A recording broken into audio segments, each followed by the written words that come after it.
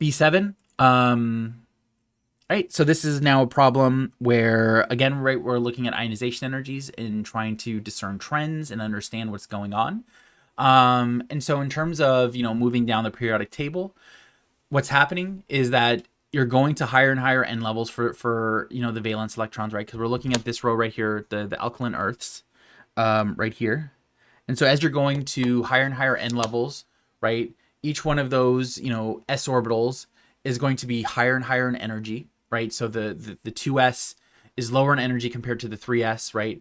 And then the 4s is higher than that, and the 5s is higher than that, 6s is higher than that, and so forth. Right, and so that happens because not only, right, the n levels, thinking back to the Rydberg equation and so forth, but also due to the fact that those electrons then are going to be moving further away, right? Because each one, for each successive n level, right, the electron grows, not the electron, sorry, the orbital like grows in size and it moves further and further away from the nucleus. And so the further and further away from the nucleus that you are, the less that nucleus, right, that positive charge is pulling on that electron. I realize that I'm not showing my other hand, right? Less is pulling on that other electron, and so it makes it easier to take it off, right? And so that's why as you move down the table, right, it becomes easier and easier to pull off that valence electron in those cases, right? And so that's where you're seeing the trend where you're at like 900 kilojoules per mole, 730, 590, 550, 500, right, while you're seeing that dip. And of course, right, like as you go, further and further away, the differences start to become smaller and smaller and smaller. But you're still, that general trend of, the ionization energy going down as you move down a table matches. And that has to do with the fact, right, that, the not only are the orbitals at a higher energy, based off of, what we know from the Rydberg equation, right, it also has to do with the fact that the electrons then are actually also further away from the nucleus, most of the time in those cases. And so, the one question, I think that probably people are the most confused about, right, is the difference in, the deviation between barium and radium, or not radium, radon. Is it radon? No, it's radium.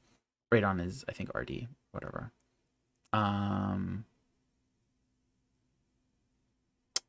Yeah, Rn is radon. Ra is radium. Anyways, right.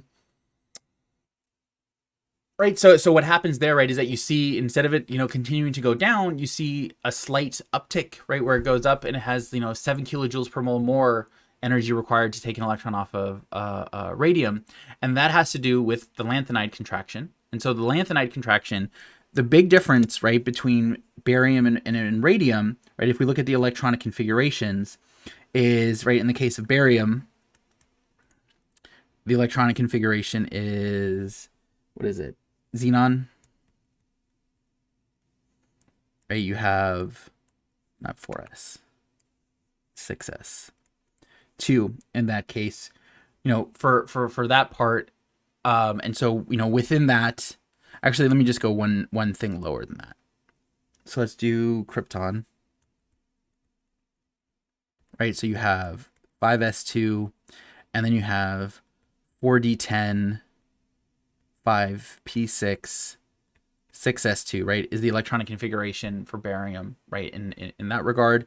And in the case of radium, right, if we go from one lower, right, from what we need, right, so if we do xenon in this case, right, so we have then 6s2, and then it goes 4f14, 5d10, 6p6, 7s2, right?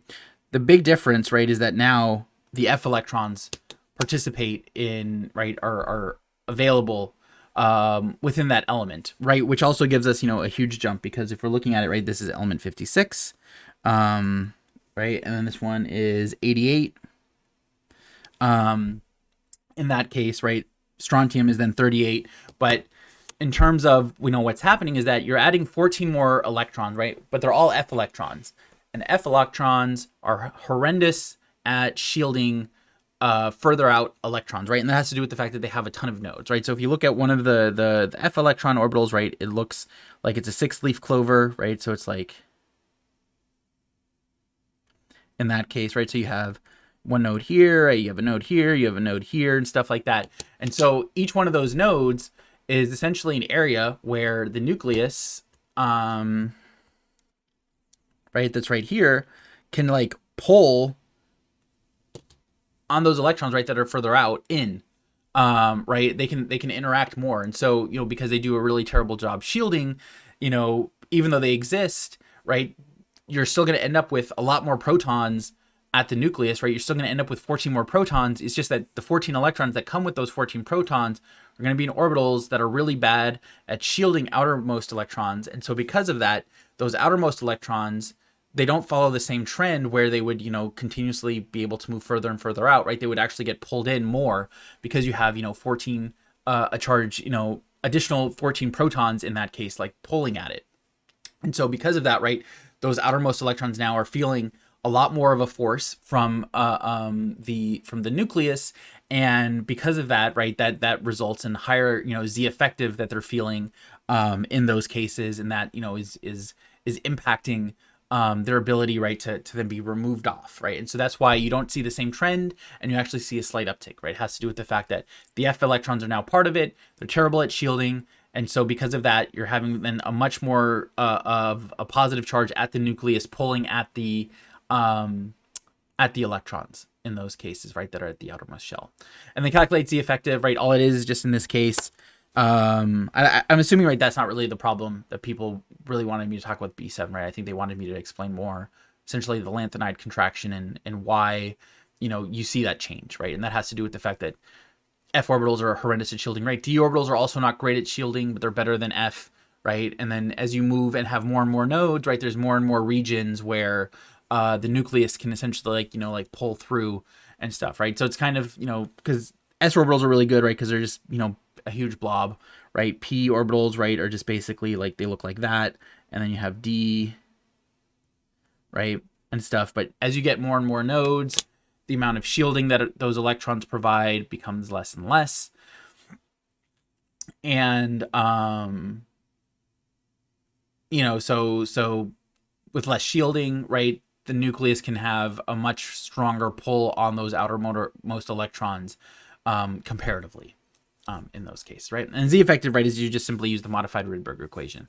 And you just, you know, take those ionization energies, rearrange it, and you can solve for Z effective, right? Because the energy is, right, this is the modified Rydberg, Z effective squared over N squared in this case. So if you rearrange this whole thing to get Z effective, what you get is, right,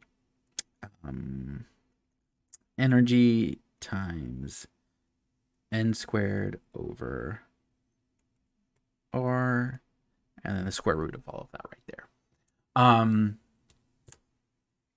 Right, and you just plug away.